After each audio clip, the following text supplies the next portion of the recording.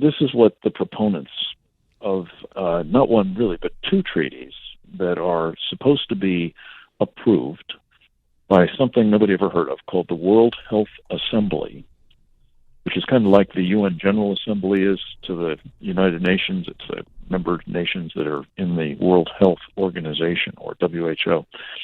These guys are going to get together between the 27th of May and the 1st of June, and in the process, they are supposed to approve not one, but two, as I say, of these documents that haven't been finalized yet.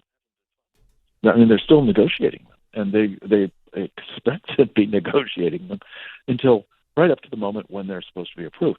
This is what I call the Nancy Pelosi rule. You'll know what's in those things after they approve them.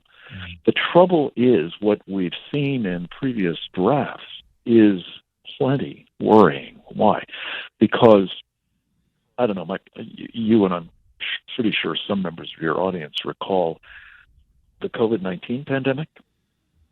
Well, sure. The guy who really brought us the worst of it, in the sense of both lying about the nature of it, the origins of it, first of all, but then the nature of it, how transmissible it was and whether it was okay to bring people from Wuhan here, for example, and not least how to respond to it, how to treat it.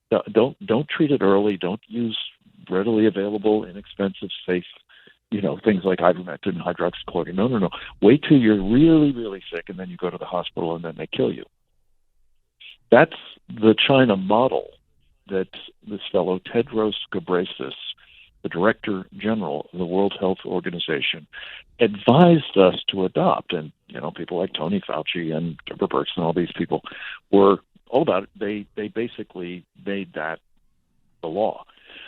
What we're talking about, though, now, unbelievably, is that a guy with that kind of track record, and I think it's not unreasonable to say, Mike, that about 1 million Americans needlessly died. 1.2 million altogether, but about 1 million of us died needlessly because they followed his prescriptions. He's not a medical doctor, by the way. He's just a communist out of Ethiopia that the Chinese Communist Party put in charge, and they have in mind making him the dictator of all public health worldwide whenever he sees fit to declare what he calls a public health emergency of international concern, and then he tells us what we have to do about it. This is a terrible idea on so many different levels. The only way this so-called global governance could possibly be instituted is by not letting the American people know it's even afoot, and that's exactly what they're doing. So it would replace the word may with shall over 100 times. So what does something as subtle as that do?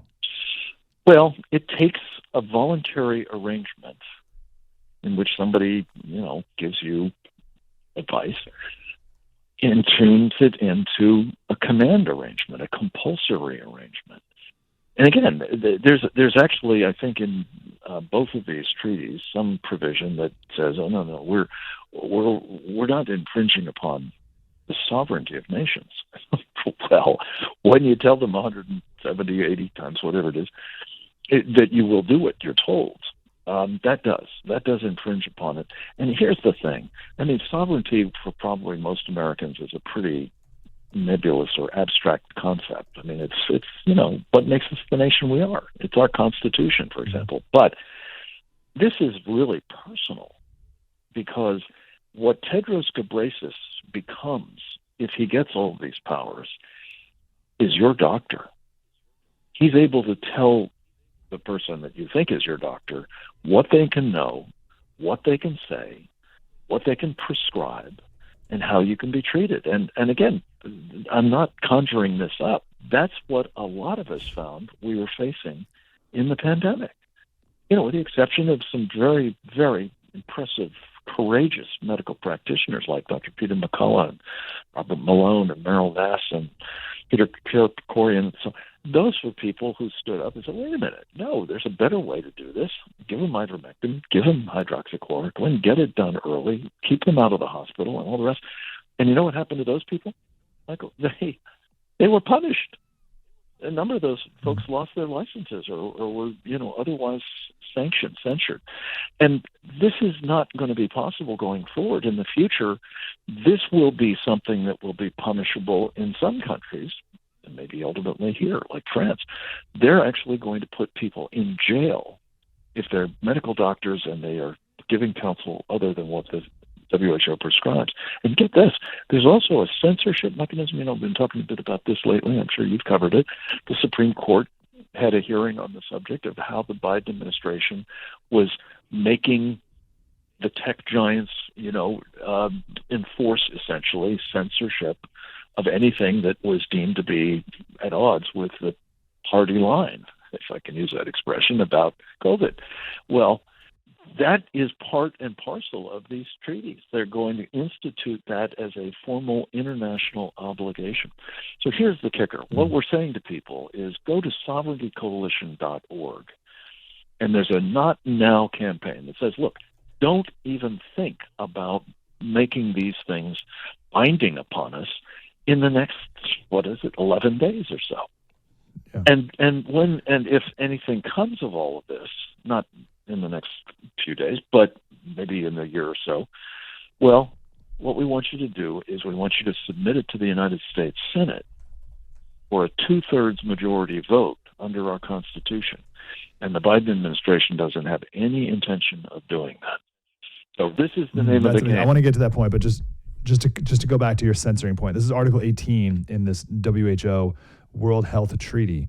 The parties shall, so that the country, America, shall strengthen science, public health, and pandemic literacy with the aim of countering and combating false, misleading information and disinformation.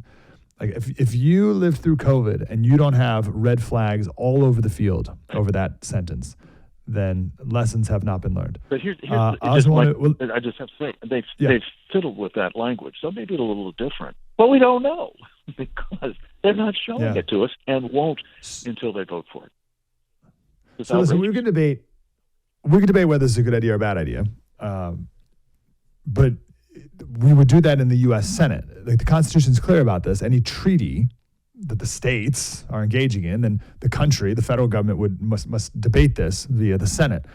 Is there any effort, any thought to do that, or would it just be something that Biden signs on to? Well, the thought about all of that out of the Biden administration is we're not going to do that. No way. We're just going to treat these like Obama did, the Iran deal. We're going to consider them to be just executive agreements, and the Senate doesn't have to worry its little head about it. But again, wildly inappropriate. Even if it was a good thing, that'd be inappropriate. This is where Ron Johnson comes in. This single senator got every single one of his Republican colleagues, that's 49 senators altogether right now, to say, no, wait a minute. First of all, this thing isn't ready for prime time. It has to be delayed, both of these treaties. And secondly, you do need to bring them to the Senate for its advice and consent. Now, that's 15 senators more than the 34 you need to block these things. So It's a pretty strong bet that we'll see them blocked if they do bring them to the Senate, and properly so. But they don't want to do that. They don't want you to even know about it, let alone have a say in whether this mutation, and think about this, you're taking the Constitution of the United States, the kind of government we have, limited, accountable, representative, constitutional, and you're saying, well, never mind. What we're going to have from now on is we're going to have global governance. And one man, this communist plucked from obscurity by the Chinese Communist Party out of Ethiopia, is going to be the guy who tells us anything he thinks is a public health emergency of international concern. You know what he thinks that is? Mike, he thinks climate change is that. He thinks abortion rights is that. He thinks migration is that. He thinks poverty and instability and gun violence and even Gaza. Well, he thinks all of those are public health emergencies, and he wants to be able to tell us what we're going to do about them. That's totally unacceptable. And, of course, nobody would vote for it, but they're not allowed to have a say. Yeah, we don't want the state of California having influence over the rest of this country, let alone this communist from Ethiopia. On steroids. Yeah, give me a break. So last time we talked to Frank, we talked about this One Health concept, which is also, of course, in this World Health Organization treaty. Great. And this is like, you got to give it to them. This is very, very impressive. It's like, they're good. They're very good at this.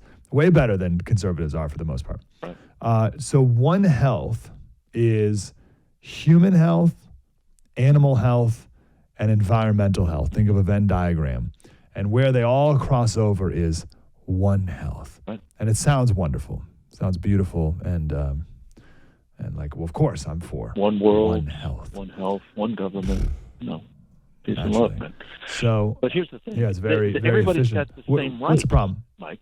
The insects and the plants and the humans. The cicadas had the same. Oh, cicadas, you bet. Had the same rights under this arrangement. And the thing that's you tell them they're good. You bet.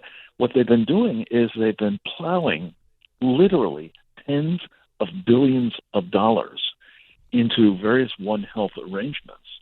It's just a massive slush fund to buy people. The hospitals and the docs and the pharmacists and everybody's going to be with One Health. And that's why this is so troubling. We got to derail this thing now. A lot of people say, well, Donald Trump says he's going to get us out of the WHO when he comes back to the presidency, and praise God, I hope he will. But here's the thing. He doesn't get back there at the earliest until January the 20th. That's about 8 months from when these things would begin kicking in, and you will begin seeing One Health and other instruments, basically bricking up the door so that we have no choice but to go along with this, and permanently so. This is why sovereigntycoalition.org is where we need people to go. You will communicate directly with your elected representatives. We need them spun up and engaged and saying to this president, and by the way, it should be Democrats as well as Republicans. This is all of our freedoms, not just some party.